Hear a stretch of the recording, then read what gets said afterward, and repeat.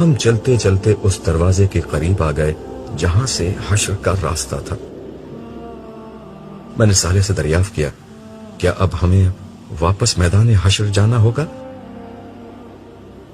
کیوں، کیا وہاں جانے کا شوق ختم ہو گیا؟ اس نے حیرت کے ساتھ پوچھا۔ نہیں، ایسی بات نہیں، میں سوچ رہا تھا کہ یہاں آ گیا ہوں تو اپنے گھر والوں سے مل لوں۔ جب ہم شروع میں یہاں آئے تھے تو تم مجھے براہ راست اوپر لے گئے تھے، اب تو میرے گھر والے امت محمدیہ کے کیمپ میں پہنچ چکے ہوں گے۔ تم انسان اپنے جذبوں کو تہذیب کے لفافے میں ڈال کر دوسروں تک منتقل کرنے کی عادی ہوتے ہو۔ کھل کر کیوں نہیں کہتے کہ اپنی گھر والی کے پاس جانا چاہتے ہو؟ یہ بار بار گھر والوں کے الفاظ کیوں بول رہے ہو؟ صالح نے میری بات پر ہنستے ہوئے تبصرہ کیا تو میں جھپ گیا۔ پھر وہ مسکرا کر بولا، شرماؤ نہیں یار، ہم وہیں چلتے ہیں، یہ خادم تمہاری ہر خواہش پوری کرنے پر مامور ہے۔ ہم جس دنیا میں تھے وہاں راستے، وقت اور مقامات سب کے معنی اور مفہوم بالکل بدل چکے تھے۔ اس لیے صالح کا جملہ ختم ہونے کے ساتھ ہی ہم اس پہاڑ کے قریب پہنچ گئے جس کے ارد گرد تمام نبیوں اور ان کی امتوں کے کیمپ لگے ہوئے تھے۔ شاید میں نے تمہیں پہلی دفعہ یہاں آتے وقت یہ بتایا تھا کہ اس پہاڑ کا نام آراف ہے، اسی کی بلندی پر تم گئے تھے، اور یہ دیکھو امت محمدیہ کا کیمپ قریب آ گیا ہے۔ ہم پہاڑ کے جس حصے میں تھے وہاں اس کا دامن بہت دراز تھا، اس لیے وہاں بہت گنجائش تھی، مگر وہ پورا مقام اس وقت ان گنت لوگوں سے بھرا ہوا تھا۔ پہاڑ کے ارد گرد اس قدر رش شاید کسی اور جگہ نہیں تھا۔ میں نے صالح سے مخاطب ہو کر کہا، لگتا ہے سارے مسلمان یہاں آ گئے ہیں؟ نہیں، بہت کم آئے ہیں، امت محمدیہ کی تعداد بہت زیادہ تھی، اس لیے اس کے مقربین اور صالحین کی تعداد بھی بہت زیادہ ہے، وگرنہ بیشتر مسلمان تو ابھی میدان حشر ہی میں پریشان گھوم رہے ہیں۔ تو میرے زمانے کے مسلمان بھی یہاں ہوں گے؟ بدقسمتی سے تمہارے معاصرین میں بہت کم لوگ یہاں ہیں۔ رسول اللہ صلی اللہ علیہ وسلم کی امت کے ابتدائی حصے کے لوگوں کی بڑی تعداد یہاں موجود ہے، آخری زمانے کے البتہ کم ہی لوگ یہاں آ سکے ہیں۔ تمہارے زمانے میں تو زیادہ تر مسلمان دنیا پرست تھے یا فرقہ پرست، یہ دونوں طرح کے لوگ فی الوقت میدان حشر کی سیر کر رہے ہیں، اس لیے تمہارے جاننے والے یہاں کم ہوں گے۔ جو ہوں گے ان سے تم جنت میں داخلے کے بعد دربار میں مل لینا، یہاں تو صرف ہم تمہارے گھر والوں سے ملا کر تمہاری آنکھیں ٹھنڈی کریں گے اور فوراً واپس لوٹیں گے، خبر نہیں کس وقت حساب کتاب شروع ہو جائے۔ یہ دربار کیا ہے؟ صالح کی گفتگو میں جو چیز ناقابل فہم تھی میں نے اس کے بارے میں دریافت کیا۔ حساب کتاب کے بعد جب تمام اہل جنت جنت میں داخل ہو جائیں گے تو ان کی اللہ تعالیٰ کے ساتھ ایک نشست ہوگی، اس کا نام دربار ہے۔ اس نشست میں تمام اہل جنت کو ان کے مناصب اور مقامات رسمی طور پر تفویض کیے جائیں گے۔ یہ لوگوں کی ان کے رب کے ساتھ ملاقات بھی ہوگی اور مقربین کی عزت افزائی کا موقع بھی ہوگا۔ میں اس سے مزید کچھ اور دریافت کرنا چاہتا تھا مگر گفتگو کرتے ہوئے ہم کیمپ کے کافی نزدیک پہنچ چکے تھے۔ یہ خیموں پر مشتمل ایک وسیع و عریض بستی تھی۔ اس بستی میں لوگوں کے کیمپ مختلف زمانوں کے اعتبار سے تقسیم تھے۔ بعض خیموں کے باہر کھڑے ان کے مالکان آپس میں گفتگو کر رہے تھے۔ یہی مجھے اپنے بہت سے ساتھی اور رفقا نظر آئے جنہوں نے دین کی دعوت میں میرا بھرپور ساتھ دیا تھا۔ ان کو دیکھ کر مجھے اتنی خوشی ہوئی کہ بیان سے باہر ہے۔ یہ وہ لوگ تھے جنہوں نے اپنی جوانی، اپنے کیریئر، اپنے خاندان اور اپنی خواہشات کو کبھی سر پر سوار نہیں ہونے دیا تھا۔ ان سب کو ایک حد تک رکھ کر اپنا باقی وقت، صلاحیت، پیسہ اور جذبہ خدا کے دین کے لیے وقف کر دیا تھا۔ اسی کا بدلہ تھا کہ آج یہ لوگ اس ابدی کامیابی کو سب سے پہلے حاصل کرنے میں کامیاب ہو گئے جس کا وعدہ دنیا میں ان سے کیا گیا تھا۔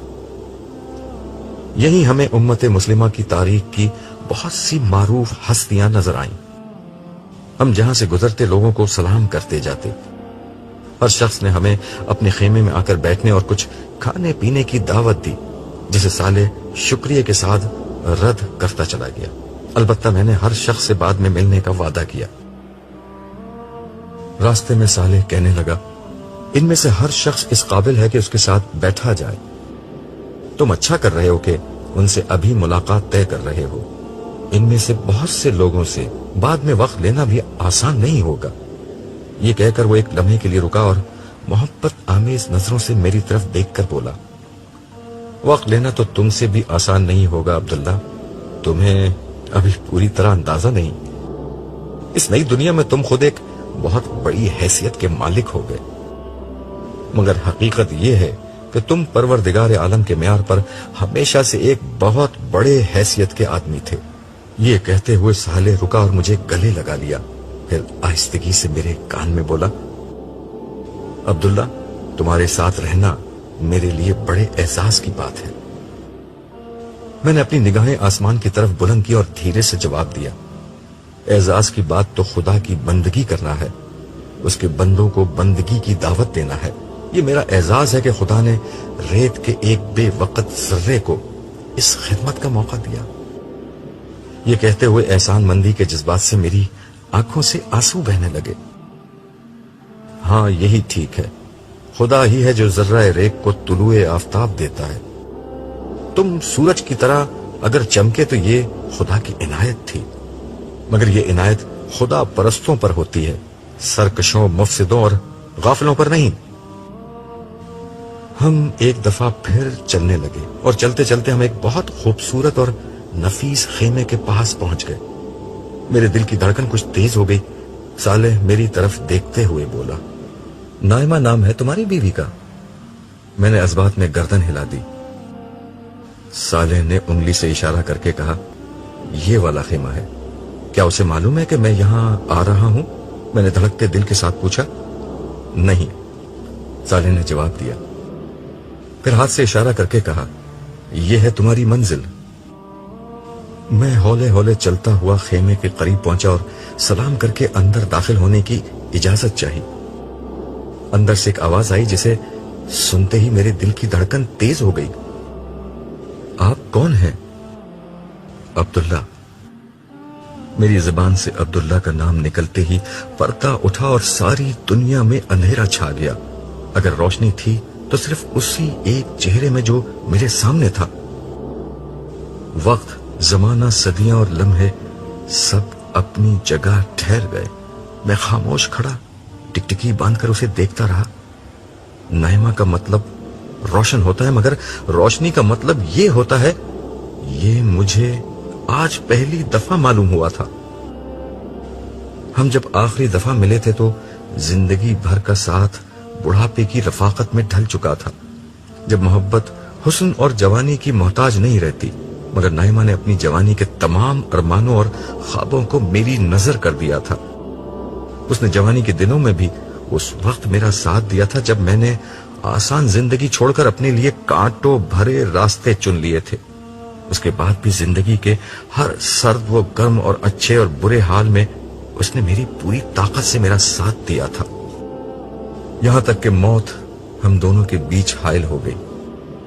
مگر آج موت کا یہ عارضی پردہ اٹھا تو میرے سامنے چاند کا نور، تاروں کی چمک، سورج کی روشنی، پھولوں کی مہک، کلیوں کی نازکی، شبنم کی تازگی، صبح کا اجالا اور شام کی شفق سب ایک ساتھ ایک ہی چہرے میں جلوہ گر ہو گئے تھے. برسوں کی اس رفاقت کو میں چند لمحوں میں سمیٹ کر دیکھنے کی کوشش کر رہا تھا. نائمہ کی آنکھوں میں نمی آ گئی تھی جو اس کے رخساروں پر بہنے لگی. میں نے ہاتھ بڑھا کر اس کے رخساروں سے نمی پونچھی اور اس کے ہاتھوں کو اپنے ہاتھوں میں لے کر کہا، میں نے کہا تھا نا، تھوڑا سا انتظار، تھوڑا سا صبر، یہ جنگ ہم ہی جیتیں گے. میں نے کب آپ کی بات کا یقین نہیں کیا تھا، اور اب تو میرا یقین حقیقت میں بدل چکا ہے. مجھے تو بس ایسا لگ رہا ہے کہ آپ کچھ دیر کے لیے گھر سے باہر گئے تھے اور پھر آ گئے. ہم نے تھوڑا سا صبر کیا اور بہت بڑی جنگ جیت لی. ہمیں جیتنا ہی تھا نائمہ، اللہ نہیں ہارتا، اللہ والے بھی نہیں ہارتے۔ وہ دنیا میں پیچھے رہ سکتے ہیں مگر آخرت میں ہمیشہ سب سے آگے ہوتے ہیں۔ اور اب نائمہ نے سوال کرتے ہوئے آنکھیں بند کر لی۔ شاید وہ تخیل کی آنکھ سے جنت کی اس دنیا کا تصور کر رہی تھی جو اب شروع ہونے والی تھی۔ ہم نے خدا کا پیغام عام کرنے کے لیے اپنی فانی زندگی لگا دی اور اب بدلے میں خدا جنت کی ابدی زندگی کی کامیابی ہمیں دے گا۔ یہ کہتے ہوئے میں نے آنکھیں بند کر لی۔ میرے سامنے اپنی پر مشقت اور جد و جہد سے بھرپور زندگی کا ایک ایک لمحہ آ رہا تھا۔ میں نے اپنی نوجوانی اور جوانی کے بہترین سال خدا کے دین کی خدمت کے لیے وقف کر دیے تھے۔ اپنی ادھیڑ عمر کی صلاحیتیں اور بڑھاپے کی آخری توانائیاں اسی راہ میں جھونک دی تھیں۔ میں ایک غیر معمولی باصلاحیت اور ذہین شخص تھا جو اگر دنیا کی زندگی کو مقصود بنا لیتا تو ترقی اور کامیابی کے اعلیٰ مقامات تک بآسانی پہنچ جاتا، مگر میں نے سوچ لیا تھا کہ کیریئر، جائیداد اور مقام و مرتبہ اور عزت و شہرت اگر کہیں حاصل کرنی ہے تو آخرت ہی میں حاصل کرنی ہے۔ میں نے زندگی میں خواہشات کے میدان ہی میں خود سے جنگ نہیں کی تھی بلکہ تعصبات اور جذبات سے بھی لڑتا رہا تھا۔ فرقہ واریت، اکابر پرستی اور تعصب سے میں نے کبھی اپنا دامن آلودہ نہیں ہونے دیا۔ خدا کے دین کو ہمیشہ ایمانداری اور عقل سے سمجھا اور اخلاص اور صدق دل سے اس پر عمل کیا۔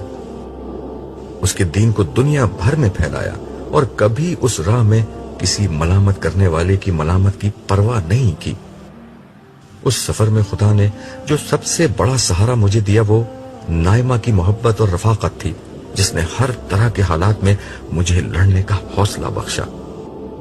اور اب ہم دونوں شیطان کے خلاف اپنی جنگ جیت چکے تھے، مشقت ختم ہو چکی تھی اور جشن کا وقت تھا۔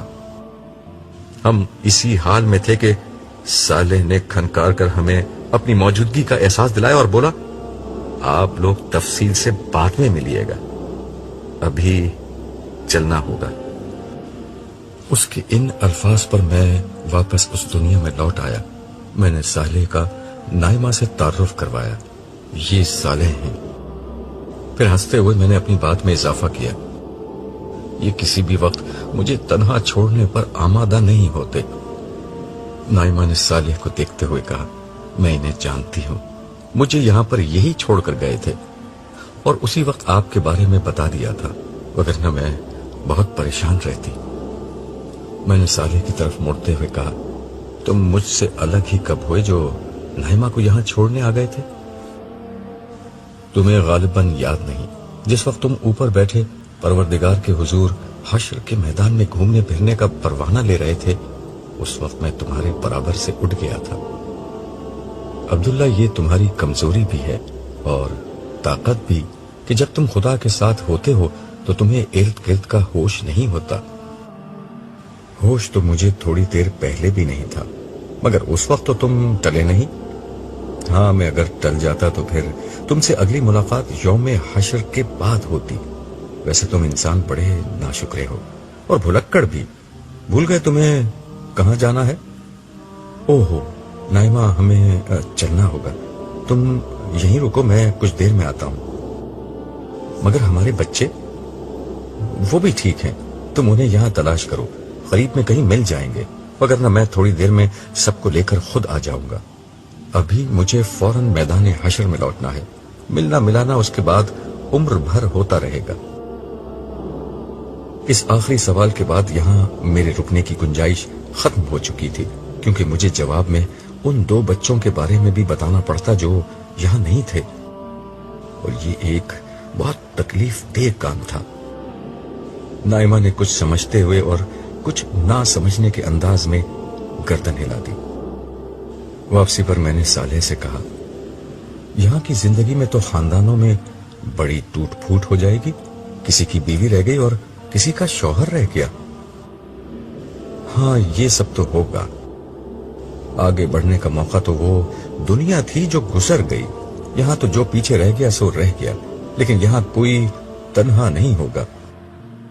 رہ جانے والوں کے انتظار میں कोई नहीं रुकेगा। नए रिश्ते नाते वजूद में आ जाएंगे, नए जोड़े बन जाएंगे, नई शादियां हो जाएंगी। मगर यहां वैसे खानदान तो नहीं होंगे जैसे दुनिया में होते थे। तुम ठीक समझे हो। दुनिया में खानदान का इदारा इंसानों की बास कमजोरियों की बिना पर बनाया गया था। बच्चों की परवरिश और बूढ़ों की निगहदाश्त उस इदारे का बुनियादी मकसद था।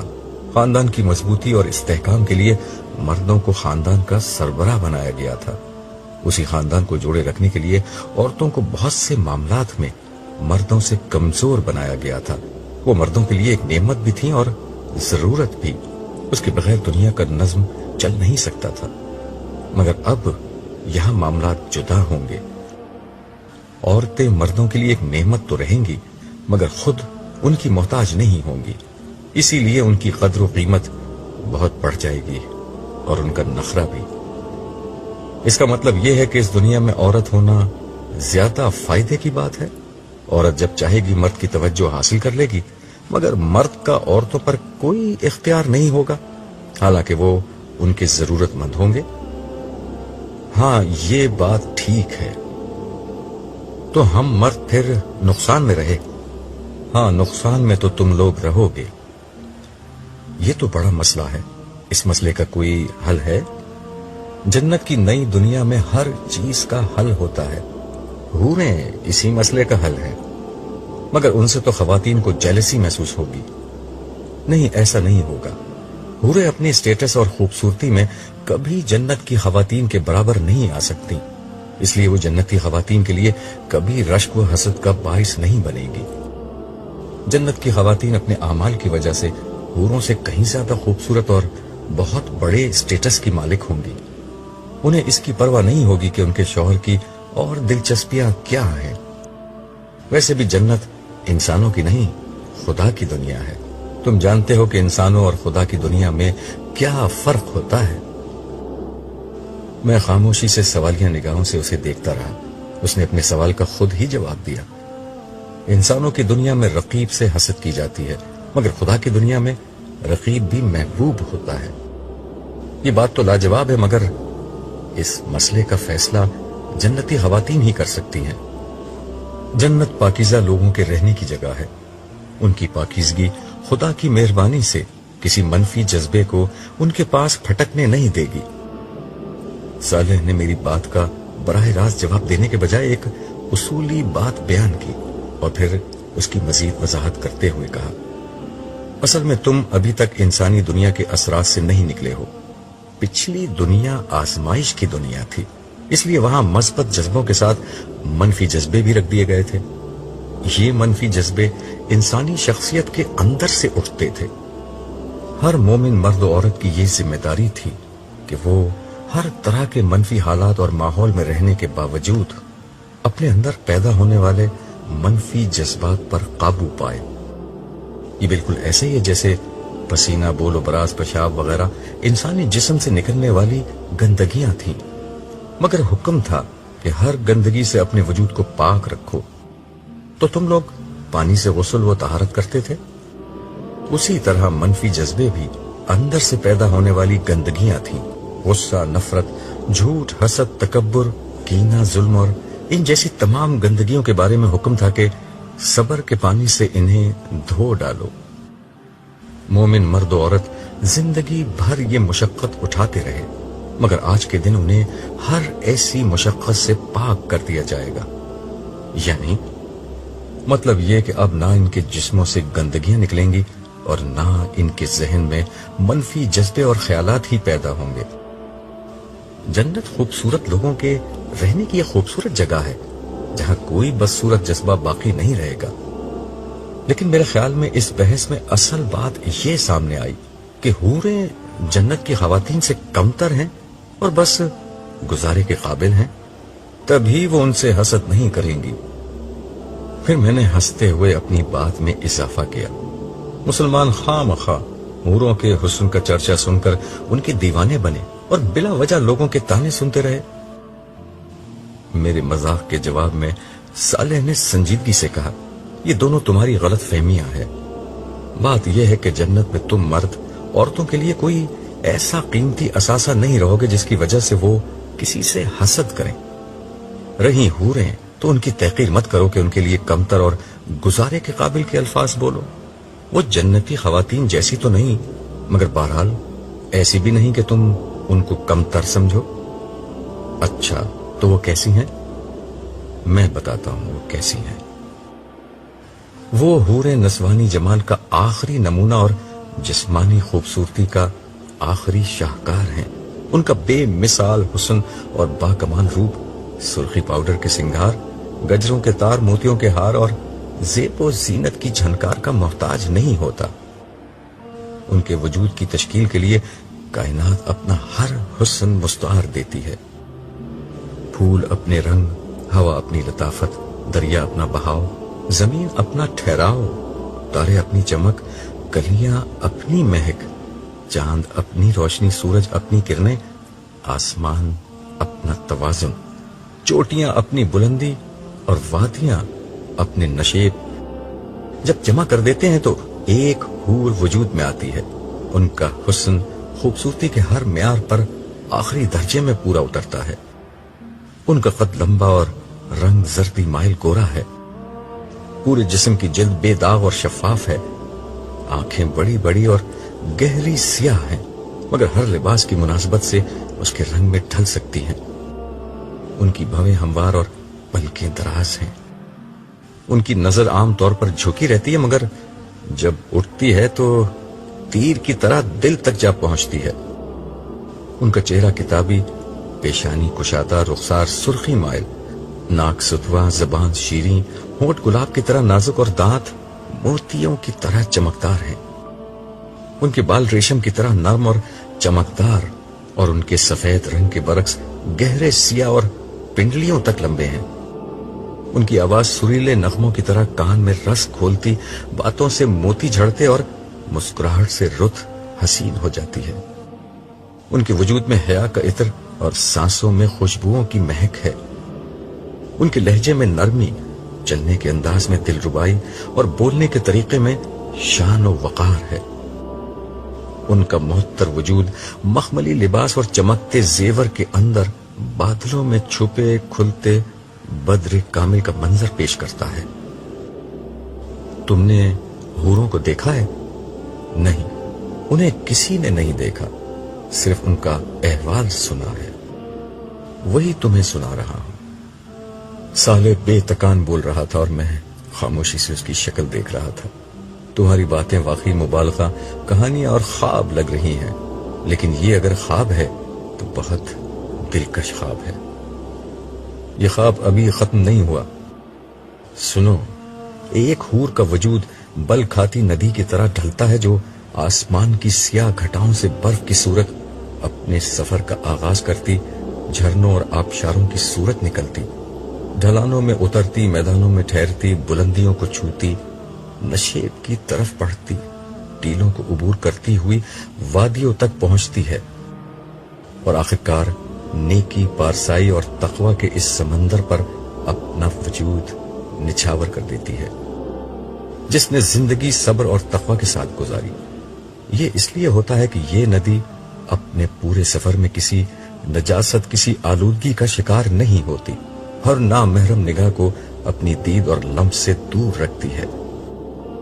یہ ہزاروں میل کا سفر پاک دامنی کے ساتھ طے کرتی ہے، اس لیے پاک دامن سے کم کسی شخص کو قبول نہیں کرتی، اور آخرکار سیل شباب کی چڑھتی گھٹتی موج کا سا ان کا وجود اپنے سمندر میں ہمیشہ کے لیے ضم ہو جاتا ہے۔ مجھے سمجھ ہی نہیں آتا کہ تعریف حوروں کی کروں یا تمہارے بیان کی۔ تعریف تو صرف اللہ کی ہونی چاہیے، مگر یاد رہے میں فرشتہ ہوں، یہ میرے نہیں انسانی جذبات کا اظہار ہے۔ میں نے انسانی الفاظ اور جذبوں کے بارے میں جو کچھ سیکھا ہے اس کا اکثر حصہ تمہارے ساتھ رہ کر تم سے سیکھا ہے، اس لیے تم چاہو تو اپنی تعریف آپ کر سکتے ہو۔ نہیں، تعریف کا مستحق تو صرف اللہ ہے، اور جو ہر خوبصورتی کا خالق ہے، چاہے وہ بیان کی ہو یا انسان کی۔ مگر یہ بتاؤ، کیا یہ حوریں انسان ہوں گی؟ ہاں، یہ بھی انسان ہے۔ اسی طرح اہل جنت کے وہ خدام جنہیں غلمان کہا جاتا ہے، وہ بھی انسان ہی ہیں. یہ وہ لڑکے ہیں جو ہمیشہ لڑکے ہی رہیں گے. یہ لڑکے کیوں رہیں گے؟ ملازم اور خادم تو وہ بہتر ہوتا ہے جو زیادہ عمر کا ہو اور زیادہ سمجھ رکھتا ہو. میں نے ذہن میں آنے والا ایک اعتراض جڑ دیا. نہیں، ایسا نہیں ہے. یہ کم عمر ہونے کے باوجود بلا کے مزاج شناس ہوں گے. اہل جنت کی مجلسوں میں جب کسی جنتی کا مشروب ختم ہوگا تو یہ اس کی نظر دیکھیں گے اور بلا کچھ کہے سنے اس کے گلاس میں مطلوبہ شراب اتنی ہی مقدار میں ڈالیں گے جتنی اسے ضرورت ہوگی. اس لیے ان کی سمجھ بوجھ اور مزاج شناسی کی تو کوئی حد نہیں. البتہ انہیں لڑکوں کی شکل میں اس لیے رکھا جائے گا کہ جسمانی طور پر مستعد رہیں اور لمحہ بھر میں ہر خدمت بجا لائیں. ان کا لباس، شکل اور حلیہ انہیں ایسا بنا دے گا گویا محفل میں قیمتی موتی بکھرے ہوئے ہیں. ان کے ابدی طور پر کم عمر لڑکے بنائے جانے کی دوسری وجہ یہ ہے کہ ان کو کبھی ازدواجی تعلق کی ضرورت نہ ہو، جبکہ حوریں مکمل شباب کی عمر کو پہنچی ہوئی لڑکیاں ہوں گی اور اہل جنت کی بیویاں ہوں گی. کیا حوریں اور غلمان اہل جنت کے لیے خاص طور پر تخلیق کیے جائیں گے؟ یہ ایک لمبی کہانی ہے. ہمارے پاس وقت کی کون سی کمی ہے؟ یہ لمبی کہانی بھی سناتے جاؤ. سنو، آج کا دن انسانوں کا پہلا محشر نہیں ہے. کیا مطلب؟ کیا قیامت پہلے بھی آ چکی ہے؟ قیامت تو پہلے نہیں آئی، البتہ اول تا آخر سارے انسان ایک دفعہ پہلے بھی پیدا کیے جا چکے ہیں. تمہارا اشارہ عہد الصد کی طرف ہے؟ ہاں، مگر اس سے قبل اللہ تعالیٰ نے تمام مخلوقات کے سامنے یہ موقع رکھا تھا کہ وہ جنت میں اللہ تعالیٰ کی ابدی رفاقت کا شرف حاصل کر لیں. لیکن اس کے لیے انہیں دنیا میں کچھ وقت ایسے گزارنا ہوگا کہ خدا ان کے سامنے نہیں ہوگا، صرف اس کے احکام ان کے سامنے آئیں گے اور انہیں بن دیکھے رب کی عبادت اور اطاعت کا راستہ اختیار کرنا ہوگا. زمین کی بادشاہی عارضی طور پر امانتاً اس مخلوق کو دے دی جائے گی اور اپنی بادشاہی کے زمانے میں اس مخلوق کو اپنے بارے میں یہ ثابت کرنا ہوگا کہ وہ صاحب اختیار بادشاہ ہونے کے باوجود بن دیکھے خدا کی اطاعت کے لیے تیار ہے. جس کسی نے اقتدار اور اختیار کی اس امانت کا درست استعمال کیا، اس کا بدلہ جنت میں خدا کی ابدی رفاقت ہوگی اور ناکامی کی صورت میں جہنم کا عذاب. تو پھر کیا ہوا؟ یہ ہوا کہ ساری مخلوقات ڈر کے پیچھے ہٹ گئیں، اس لیے کہ جنت جتنی حسین ہے جہنم اتنی ہی بھیانک جگہ ہے. حشر کی سختی کو تو ابھی تم نے اپنی آنکھوں سے دیکھا ہے. اس کے بعد کون عقل مند اس امتحان میں کودنے کی کوشش کرتا؟ اور غالباً ہم جذباتی انسان اس امتحان میں کود پڑے. میں نے لقمہ دیا، ہاں یہی ہوا تھا. لیکن خدائی امانت اٹھانے کا یہ عزم روح انسانی نے اجتماعی طور پر کیا تھا. اس لیے خدا کے عدل کا تقاضا یہ تھا کہ ہر انسان کو پیدا کر کے براہ راست اس سے یہ معلوم کیا جائے کہ وہ کس حد تک اس امتحان میں اترنے کے لیے تیار ہے. عبداللہ، یہ اس لیے ہوا کہ تمہارا رب کسی پر رائی کے دانے کے برابر بھی ظلم نہیں کرتا. سو اس نے سب انسانوں کو پیدا کیا، سب کے سامنے اپنے پورے منصوبے کو رکھا. ظاہر ہے انسانوں کی اکثریت پہلے ہی اس مقصد کے لیے تیار تھی، اسی لیے وہ پورے شعور کے ساتھ اس امتحان میں کودنے کے لیے تیار ہو گئے. البتہ جن لوگوں نے یہ خطرہ مول لینے سے انکار کر دیا، ان سب کے بارے میں یہ فیصلہ ہوا کہ انہیں سن بلوغت تک پہنچنے سے قبل ہی مر جانے والے بچوں اور بچیوں کا کردار سونپ دیا جائے. یہی بچیاں اور بچے جنت کی بستی میں حور و غلمان بنا دیے جائیں گے اور باقی لوگ اس کڑے امتحان میں اترنے کے لیے تیار ہو گئے. ہاں، مگر اس میں بھی خدا کی کریم ہستی نے کمال عنایت کا مظاہرہ کیا تھا. تم جانتے ہو کہ دنیا میں سب کا امتحان یکساں نہیں ہوتا. یہ امتحان بھی اس روز ہر شخص نے اپنی مرضی سے چن لیا تھا. جو بہت زیادہ حوصلہ مند لوگ تھے انہوں نے نبیوں کا زمانہ چن لیا. ان لوگوں کا امتحان یہ تھا کہ ہر سو پھیلی گمراہی کے دور میں انبیاء کی تصدیق کر کے ان کا ساتھ تھے. ان کی کامیابی کے لیے اصل شرط یہ تھی کہ بدترین مخالفت میں بھی ثابت قدم رہیں، اس راہ میں ہر مشکل کو برداشت کریں اور انبیاء کا پیغام آگے پہنچائیں، اس لیے ان کا اجر بھی بڑا رکھا گیا، مگر انہیں انبیاء کی براہ راست رہنمائی کی سہولت کی بنا پر کفر و انکار کی صورت میں عذاب بھی اتنا ہی شدید ہوتا۔ انہی لوگوں میں ایک طرف ابو بکر جیسے لوگ تھے اور دوسری طرف ابو لہب جیسے دشمنان حق۔ آزمائش کی دوسری سطح وہ تھی جس میں لوگوں نے امت مسلمہ اور نبیوں کے بعد ان کی امت میں شامل ہونے کا پرچہ امتحان چنا۔ ان لوگوں کا امتحان یہ تھا کہ بعد کے زمانے میں پیدا ہونے والی گمراہیوں، فرقہ واریت، بدعت، غفلت سے بچ کر شریعت کے تقاضوں کو ہر حال میں نبھاتے رہیں اور معاشرے کے خیر و شر سے لا تعلق ہونے کے بجائے لوگوں میں نیکی کو پھیلائیں اور انہیں برائی سے روکیں۔ یہ ذمہ داریاں ان پر اس لیے عائد کی گئیں کہ ان کے پاس انبیاء کی تعلیمات تھیں اور وہ پیدائشی مسلمان تھے جنہیں قبول اسلام کے لیے کسی کڑی آزمائش سے نہیں گزرنا پڑا۔ اس کا مطلب یہ تھا کہ عام انسانوں کے مقابلے میں ان کی رہنمائی زیادہ کی گئی، انہیں زیادہ اجر کمانے کا موقع دیے گئے، لیکن غفلت کی صورت میں ان کا حساب کتاب اتنا ہی سخت ہونا طے پایا۔ میرا اور دیگر مسلمانوں کا تعلق اسی گروہ سے تھا نا؟ ہاں، تم ٹھیک سمجھے۔ تیسرا گروہ ان لوگوں کا تھا جنہوں نے اپنا پرچہ امتحان بہت سادہ رکھا۔